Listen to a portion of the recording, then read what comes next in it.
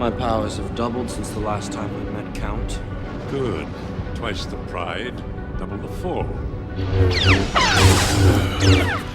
Hey, what's happening, everyone? I'm SirJames coming at you guys with another video, and hopefully you guys are doing well today. And man, I don't get to use these words too often anymore, but today I have another Star Wars Galaxy's Edge product review, and we're going to be taking a look at one of the two new Legacy lightsabers that came out. And today's video is going to be focused on the Count Dooku Legacy Lightsaber. Before we dabble further into this video, just want to give you guys a quick reminder. Since today is Friday, we have a new episode of The Mandalorian, which means to tread carefully in the comment section of this video and also the premiere, because you never know who's going to be talking about the episode. It's better safe than sorry, and this goes for any Star Wars related video on a Friday, anytime there's a new episode of whatever is premiering. So just so you guys are fully aware. But yeah, I finally have one. Actually, I have both of the new Legacy lightsabers. A lot of you guys were asking if I was going to get them, and well, I now have them. And a lot of you guys are probably going to be asking by now is how did I get them, or where can I get them? Now, these sabers, I would normally tell you you can get them at Star Wars Galaxy's Edge, yada yada yada, Doc Ondars, but because of this pandemic, a lot of things have changed during this time, though hopefully in the near future everything will go back to normal.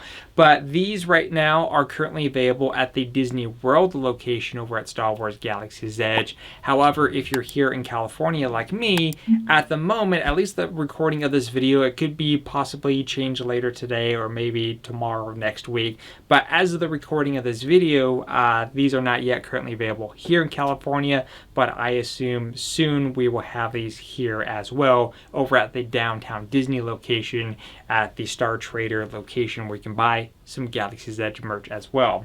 Now, the Count Dooku Legacy Saber, keep in mind, is about $130, $140 for the price tag, so it's definitely in the inexpensive areas as far as the hilts go.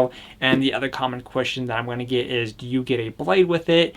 And my answer to your question is, does this blade fit in this box? The answer is no, which means the answer is no.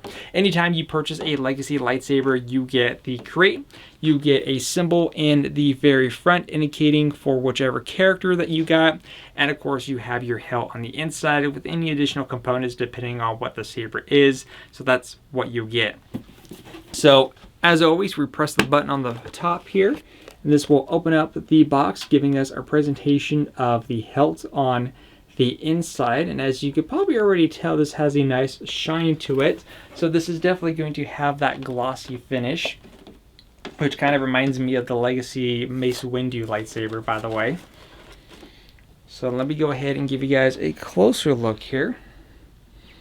So here is, once again, the Count Dooku Legacy Lightsaber from Star Wars Galaxy's Edge.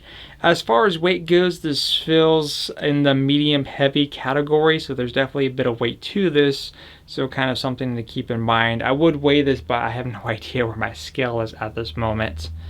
I'll give you guys a closer here.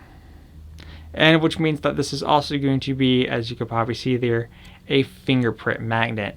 Now, these black sections, by the way, are actually grip here, which is definitely going to help having a nice hold of the saber when it's in your hand.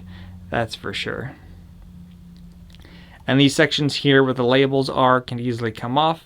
And this also features the cover tech wheel, so if you happen to have the belt clip, you can go ahead and carry this with you if you're planning on Disney bounding, or you just want to bring a lightsaber with you in general. Now, if you need to get access to the battery pack, just like with any and all Legacy sabers, you would have to unscrew the pommel section. So the way it works is that this is actually going to unscrew from right here. This whole bottom section is going to be coming apart. And be a little bit cautious when you remove this, because you're going to have your battery pack right here, which is going to be using 3 AAA batteries. I took the opportunity off camera to actually replace the cheapo ones that usually come with these with some better ones. And on the inside, specifically on the, here we go, the bottom lip here, there's actually a little piece that's sticking out, and there's a little crevice here on the pack. What you do is just line those 2 pieces up, bring this over, and go ahead and screw in the pommel And just like that, you are now ready to go. As far as the on and off switch goes, the on and off switch is going to be located right here in the center. So flip it up to turn it on and flip it down to turn it off. And as always, since there is no blade in here, it's not going to make any form of sound as of yet. Besides that, as far as the grips, like I said, the grips actually feel nice, and they do have that nice grip feeling to it. I kind of want to get these grip and put them on my video game controls because I really like how these feel, honestly. And in terms of sizing, I have held a much more accurate Count Dooku lightsaber hilt. And as far as the sizing between that one and this one is definitely on the thicker side. So if it ever looked thick in the images, yes, it's definitely a very thick saber. And for some people, that's going to be a bit of a turnoff, and a lot of people may not like that. And there's going to be others that just simply do not care. They just want a Count Dooku saber to display in their case, which is perfectly fine.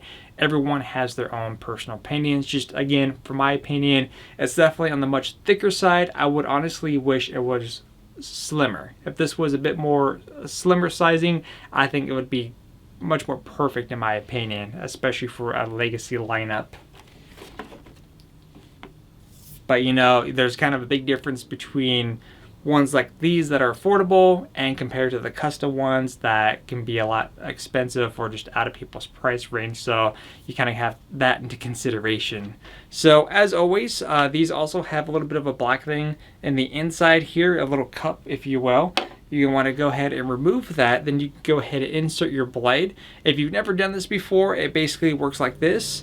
There are two slots right here on the blade and on the inside here. The big section goes to the big section, the small goes into the small. You push in, you will hear that sound, and then you push down, twist to lock it in place, and you are now ready to go.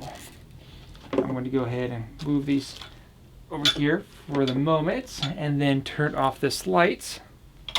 And we're going to go ahead and activate by flipping the switch right here in the center. Now, this is a red blade, though on camera it looks a bit different. But just to prove, if you look at the reflection here, it is indeed a red blade, just so you guys are aware. So if it looked off, it's just the way the camera picks things up. You know, that's how it works.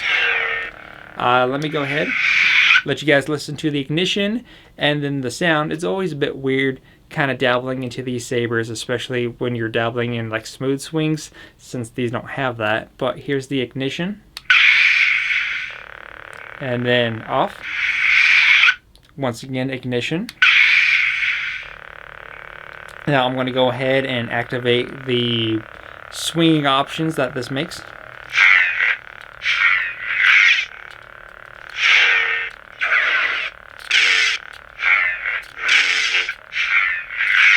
And now clashing.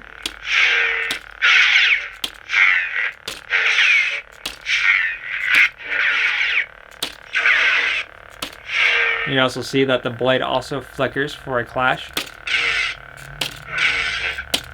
Definitely have to put a lot of pressure into that to get that going. And then turn off.